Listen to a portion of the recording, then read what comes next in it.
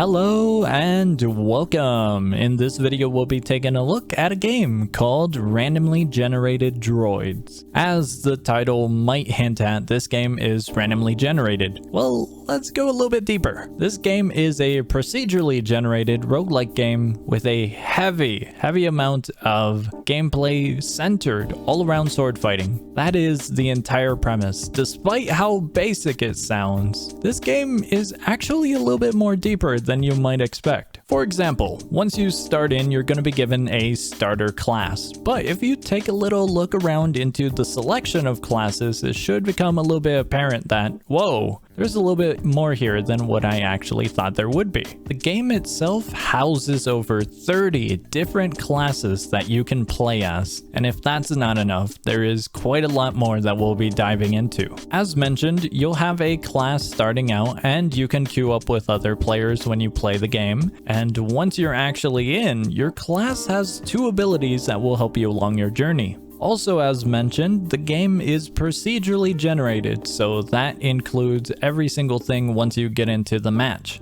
That's going to be all of your encounters, the areas, the enemies, the items in the shop, the boss. And once you get into it, the game itself, and play a few rounds, then you'll get a little bit more experience. You'll know what's going to happen here, there. You'll have a better understanding of what you might see along your journey. Speaking about the journey, you're going to be able to collect items and purchase items from shops that will help you along the way. These items can be new weapons or ingredients that you can either consume or use for potion making, alongside other little items that will help you in different aspects.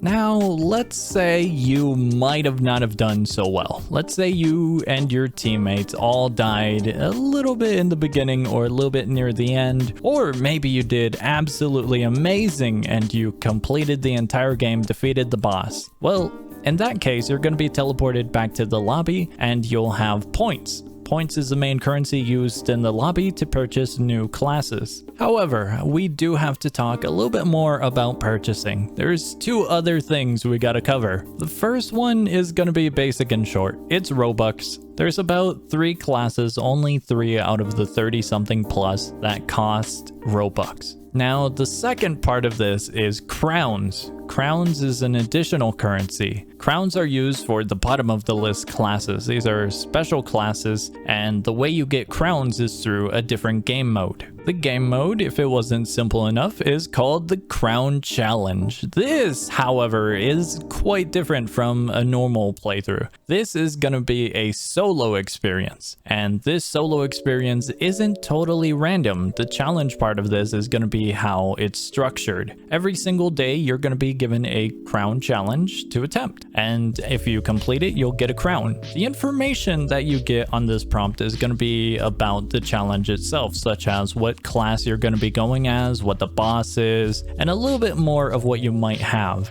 While we're on the topic of game modes, there is one final thing that we have to cover. That is going to be Ascension. Ascension is a challenge mode. However, it's probably not what you think it is. Ascension is going to be a very special challenge mode in the way that there's 15 total tiers, so there's Ascension 1 through 15, and as you go through them, unlocking each next one, every single one previously is going to be stacked on top of the next one. So if you're playing Ascension 15, you're going to have 15 different modifications into your entire game run. However, Ascension 1 might not be so bad. It's only one modifier, but keep in mind that as you continue, it'll get heavily modified and very challenging. This game mode is a special one, and once you complete your first normal run, you'll actually unlock this one to give it a try. Unlike crown challenges, these ones can be played in multiplayer. Other than that, that is absolutely everything that you need to know about the game. This is your introduction game overview, and I hope you found a new and fun game to try and check out. Despite everything that we went over in this video, there is still quite a lot more inside the game, but I'll leave that for you to explore and find. Other than that, that's gonna be all from me, and I will see ya.